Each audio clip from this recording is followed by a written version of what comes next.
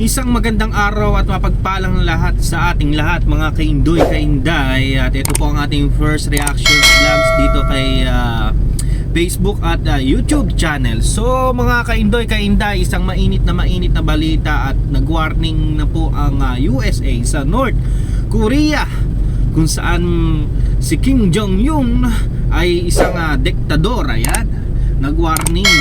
At ito po, updated po sa lahat. Paki-like and subscribe naman po ang aking Facebook channels para updated tayo sa lahat ng ating gagawin at iba-vlog dito sa ating Facebook channels at YouTube channels. Ayan, paki-click lang po. Ayan po ang nasa taas.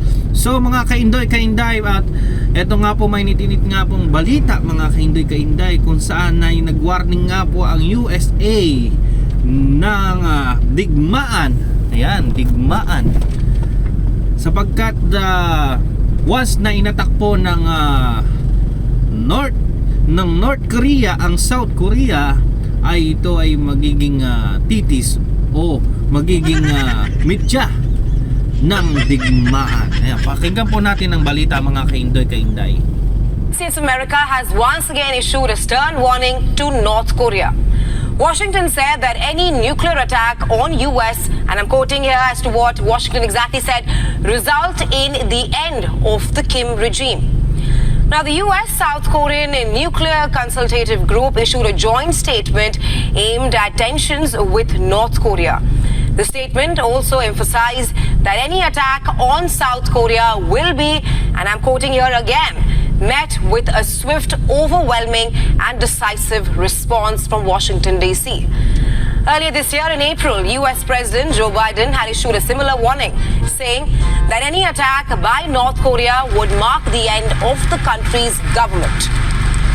In 2022, North Korea had declared itself, and I'm quoting here, irreversible nuclear power in light of Kim Jong-un's regime displaying its nuclear and military might.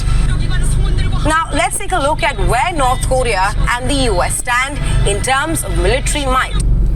Yun mga kaindoy na pakinggan natin na any attack ng North Korea sa South Korea ay ito ay magkakaroon ng defense. Ayan, didepensahan ng Amerika ang ng South Korea.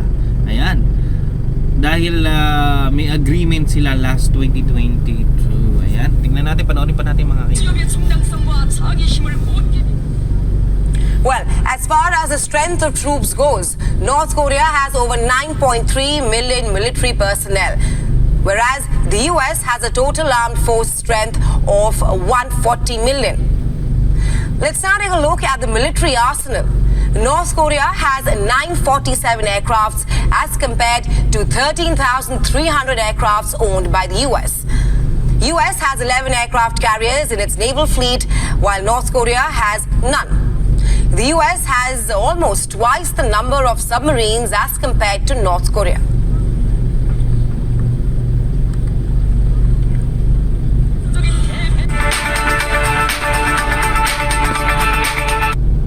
So mga kaindoy, nakita nga natin na strong warning na po ang USA laban sa North Korea.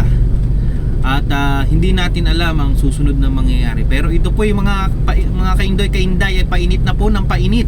Ayan, kumbaga paparating na po tayo sa hukom, kumbaga sa apokalipsis, diba mga kaindoy, malapit na po tayo sa katapusan ng mundo.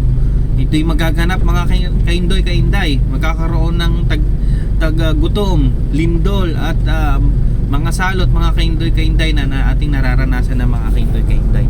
At magkakaroon din po ng iba't ibang digmaan o alingaw-ngaw. Ayan mga kaindoy, talagang paghandaan na ito dahil ito'y darating mga kaindoy. So shout out po sa Jisan, ayan, siya sa Jisan Samta at sa Alpha Company, ang aking company. At sa lahat ng mga followers ko dito mga kaindoy, subscribe lang po kayo. Maraming salamat po, and the next video po natin mag-upload po dito. Maraming salamat and God bless you.